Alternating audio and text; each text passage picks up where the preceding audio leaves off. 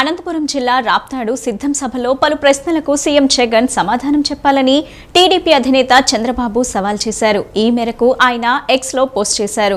రాప్తాడు అడుగుతుంది జాకీ పరిశ్రమ ఎందుకు తరిమేశానని, అనంత అడుగుతుంది క్రియా సంబంధ పరిశ్రమలు ఏమయ్యాయని ప్రశ్నించారు. సీమ రైతన్న అడుగుతున్నాడు నాటి డ్రిప్ పథకాలు ఎక్కడని.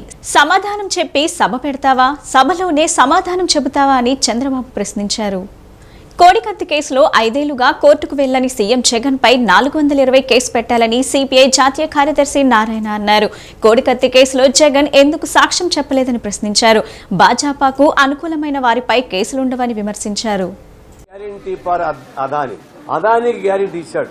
అందులో భాగమే ఒకప్పుడు కేంద్ర ప్రభుత్వం బ్యాన్ చేసినటువంటి సీషోర్ ప్రాంతం అంతా కూడా అక్కడ ఉన్నటువంటి ఇసుక అంతా బ్యాన్ చేశారు. 3 నెలల క్రితం దాన్ని బ్యాన్ లిఫ్ట్ చేశారు. ఎక్కడి వరకు? ఆంధ్రప్రదేశ్ లో జగన్మోహన్ రెడ్డి ఆధ్వర్యంలో ఉన్నట్టు శ్రీకాకుళం, విశాఖపట్నం వరకు ఓపెన్ చేశారు. టెండర్స్ వేశారు. 3 రోజులు టెండర్ క్లోజ్ చేశారు. లక్షల కోట్ల విలువైనటువంటి ఆ బీచ్ శాండ్స్ మొత్తం అదానికి అప్పగించారు. ఈ పద్ధతుల్లో బీజేపీ ప్రభుత్వం వచ్చిన తర్వాత రాజకీయ వ్యవస్థను ధ్వంసం చేశారు, ప్రజాస్వామ్యం లేకుండా చేశారు, అధ్యక్షుడిని దిష్టిబొమ్మగా తయారు చేసేస్తారు. ఎన్నికల కమిషన్ వాళ్ళు చెప్పు చేతుల నిపత్తులు ఏర్పాటు చేసుకున్నారు.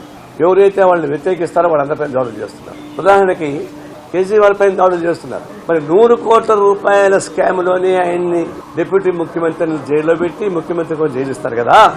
45,000 కోట్ల రూపాయల అవినీతిలో పాల్గొనేటువంటి 11 కేసులు ఉన్నటువంటి ముద్దాయి జగన్మోహన్ రెడ్డి 10 ఏళ్ళుగా ఎట్లుంటాడు బెయిల్ పైన? 100 కోట్ల దానిలోని ప్రారంభంలో మీ వైసీపీ వాళ్ళపైన కేసులు లేవు. వాళ్ళ లోపల బయట ఉంటారా? కవితమ్మ బయట ఉంటుందా? సిసోడియా మాత్రం 5 నెలలుగా జైల్లో ఉంటాడా? ఇప్పుడు ముఖ్యమంత్రిని కేజ్రీవాల్ కూడా జైలు పెట్టాలని ప్రయత్నిస్తున్నారా? అంటే మీకు అనుకూలంగా ఉండే వాళ్ళ పైన ఇలాంటి కేసులు ఉండవు. అంతేనా కోడికత్తి కేసు ఉంది. నాటకీయ పద్ధతుల్లో అన్నారు జగన్మోహన్ రెడ్డి ఒక నాటకాన్ని సృష్టించి, ఒక పాత్రను సృష్టించి, ఆ పాత్రధారిక శ్రీనివాసుని వండబెట్టి హత్యాప్రయత్నం చేయించుకున్నారు కదా. ప్రాణం పోకుండా మొత్తం తీసుకున్నారు కదా. మరి కేసు వచ్చింది కదా. 5 ఏళ్ళుగా జైల్లో ఉన్నాడు పాపం సీను. హత్యాప్రయత్నం చేయించుకున్నవాడు కోర్టుకు పోయి చెప్పాలి కదా. 5 ఏళ్ళకి ఎందుకు పోలేదు? మరి కేజ్రీవాల్ పోకుండా పోతే మాత్రం కోర్టు కల్పించుకొని మీరు సిబిఐ దగ్గరికి పోయింట్ అని చెప్పేసి ఆదేశిస్తుందా? 5 ఏళ్ళుగా కోర్టుకు పోకుండా జగన్మోహన్ రెడ్డి ఆ కోర్టు ఆదేశించరా? పోయి సాక్ష్యం చెప్పడా?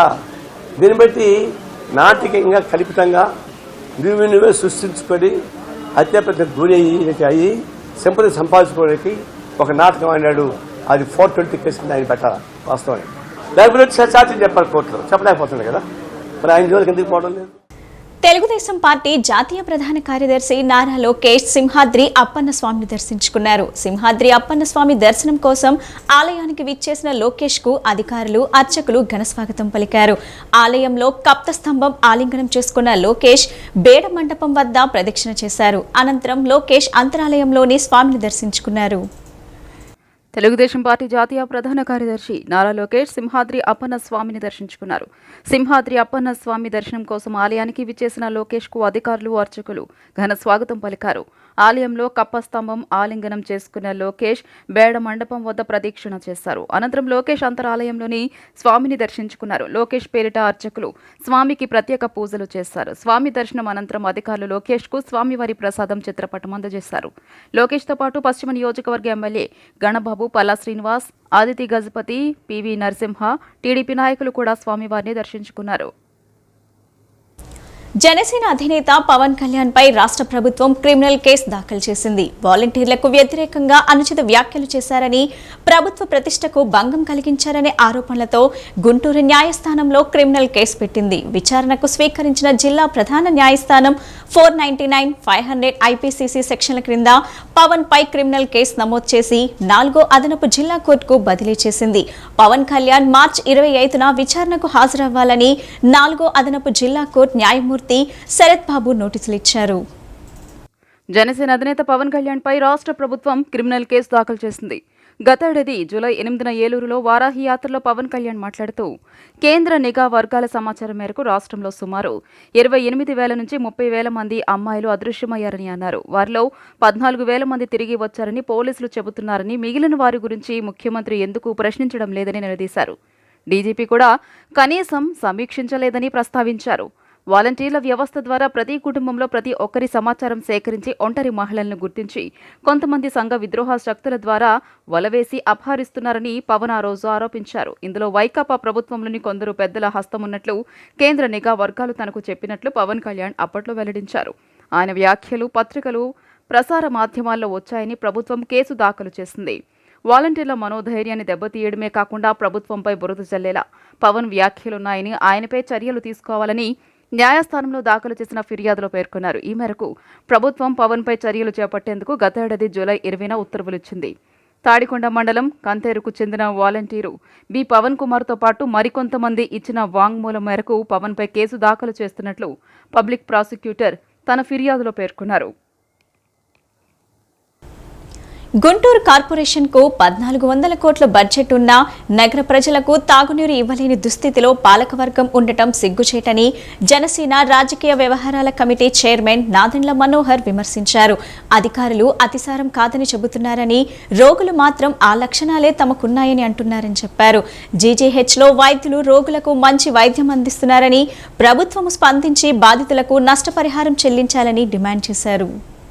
అతిసారంతో గుంటూరు ప్రభుత్వ ఆసుపత్రిలో చికిత్స పొందుతున్న బాధితులను జనసేన రాజకీయ వ్యవహారాల committee chairman Nadendla Manohar party రాష్ట్ర ప్రధాన కార్యదర్శి బోనబోయిన శ్రీనివాస్ యాదవ్ నిన్న పరామర్శించారు. వైద్యులు, నర్సింగ్ సిబ్బందితో మాట్లాడి మెరుగైన వైద్య సేవలు అందించాలని కోరారు. అనంతరం మనోహర్ విలేకరులతో మాట్లాడుతూ అతిసారంతో సుమారు 200 మందికి పైగా జీజీహెచ్లో చికిత్స పొందగా కొందరు కోలుకుని ఇళ్లకు వెళ్లారని, మరికొందరు చికిత్స పొందుతున్నారని తెలిపారు. బాధితుల్లో 3 మృతి చెందడం బాధాకరమన్నారు. బాధితుల పట్ల ప్రభుత్వం సరిగా స్పందించలేదని అన్నారు. అతిసార ప్రభావిత ప్రాంతాల్లో ఇంటింటి సర్వే చేయాలన్నారు. జీజీహెచ్లోని రోగుల వివరాలను రహస్యంగా ఉంచడం, వార్డులు, పడకలు మార్చడం చూస్తుంటే కార్పొరేషన్ అధికారులు, పాలకవర్గం నిర్లక్ష్యం స్పష్టంగా కనిపిస్తోందని పేర్కొన్నారు. అధికారులు అతిసారం కాదని చెబుతున్నారని, రోగులు మాత్రం ఆ లక్షణాలే తమకున్నాయని అంటున్నారని చెప్పారు. జీజీహెచ్లో వైద్యులు రోగులకు మంచి వైద్యం అందిస్తున్నారని, ప్రభుత్వము స్పందించి బాధితులకు నష్టపరిహారం చెల్లించాలని డిమాండ్ చేశారు. రోగులకు జనసేన తరపు మందులు, మజ్జిగ, పాలు, ఇతర అత్యవసరాలను అందించాలని పిలుపునిచ్చారు. కార్యక్రమంలో జనసేన నాయకులు పాల్గొన్నారు. ఎందుకు పైప్ లైన్ని మీరు మరమ్మతులు చేసుకోలేకపోయారు? ఎందుకు ఫిల్టర్డ్ వాటర్ సరఫరా మీరు చేసుకోలేకపోతున్నారు? రక్షిత మంచినీటి పథకం కింద మీరు తీసుకురావాల్సిన నీటి సరఫరా పేద ప్రాంతాల్లో నివసిస్తున్న ప్రజలకి ఇబ్బందికరమైన పరిస్థితి ఎందుకు వస్తుంది? ఈరోజు కూడా భూగర్భ జలాలపైన ఆధారపడుతున్న గుంటూరు నగరానికి ఎందుకు గత 5 సంవత్సరాల నుంచి వీళ్ళు ఒక ప్రణాళిక సిద్ధం చేసుకుని డ్రింకింగ్ వాటర్ రాలేకపోయారు? ఖచ్చితంగా ఇన్ఫ్రాస్ట్రక్చర్ లోపం ఉంది, మెయింటెనెన్స్ లోపం ఉంది. నాకు అందిన సమాచారం చాలా చోట్ల ఈ మోటార్లు కూడా పనిచేయడం లేదు, ఫిల్టర్ ప్లాంట్స్ లేవు, వాటర్ ట్రీట్మెంట్ ప్లాంట్స్ కూడా సరిగా ఏర్పాటు చేయలేదు వీళ్ళు. ఇంత పెద్ద నగరంలో, ఎంతో గొప్పగా చెప్పుకునే గుంటూరు నగరంలో ఇటువంటి పరిస్థితి రావడం చాలా దారుణం, దురదృష్టకరం. ఇక్కడ రాజకీయ పరంగా మాట్లాడాల్సిన అంశం కానే కాదు. దయచేసి కుటుంబాలకు అండగా నిలబడండి. జనసేన పార్టీ నుంచి మా వంతు మేము ఏ విధంగా సహాయం చేస్తున్నామో ప్రభుత్వం కూడా పెద్ద మనసుతో స్పందించాలి. ఈ కుటుంబాలు పాపం చాలా పేద కుటుంబాలు, వాళ్ళ తరఫున ఫ్యామిలీ మెంబర్స్ వచ్చి హాస్పిటల్లో ఉండాలంటే వాళ్ళ జీవనోపాధి గురించి వాళ్ళు కష్టపడుతుంటే వాళ్ళని ఆదుకోవాల్సింది పోయి దేనివల్ల మీరు బురద జల్లుతారు? ప్రతిపక్ష నాయకులపైన, పార్టీలపైన బురద జల్లితే మీకు ఏమొస్తుంది? అది వీళ్ళు మానుకోవాలని చెప్పి మేము మనవి చేస్తాం. మంగళగిరి చేనేత వస్త్రాలకు ప్రపంచ స్థాయి గుర్తింపు తెచ్చేలా కృషి చేస్తామని Heritage Foods executive director Nara Brahmani అన్నారు. మంగళగిరి పేరు చెబితే చేనేత వస్త్రాలు, కార్మికుల నైపుణ్యం గుర్తొస్తాయని, అంతటి నిపుణులైన కార్మికుల కుటుంబాలు ప్రస్తుతం పుట్టెడు కష్టాల్లో ఉన్నాయన్నారు. నేతన్నల జీవితాల్లో తిరిగి వెలుగులు నింపాలని తన భర్త లోకేష్ సంకల్పించారన్నారు. మంగళగిరి చేనేత వస్త్రాలను సాంకేతిక పరిజ్ఞానంతో విక్రయించేందుకు టాటా తనేరా ముందుకు రావటం అభినందనీయమన్నారు. గుంటూరు జిల్లా మంగళగిరి ఆటోనగర్లో ఏర్పాటు చేసిన వివాసాలను టాటా తనేరా సీఈఓ అంబుజా నారాయణతో కలిసి Heritage Foods executive director Nara Brahmani నిన్న ప్రారంభించారు. అక్కడ ఏర్పాటు చేసిన అధునాతన చేనేత మగ్గాలను, కుట్టు మిషన్ కేంద్రాలను పరిశీలించారు. చేనేతలకు ఇచ్చే నైపుణ్య శిక్షణ గురించి అడిగి తెలుసుకున్నారు. పర్యటనలో నారా బ్రాహ్మణి మంగళగిరి చేనేత చీరను ధరించి వాటిని ప్రచారం కల్పించారు.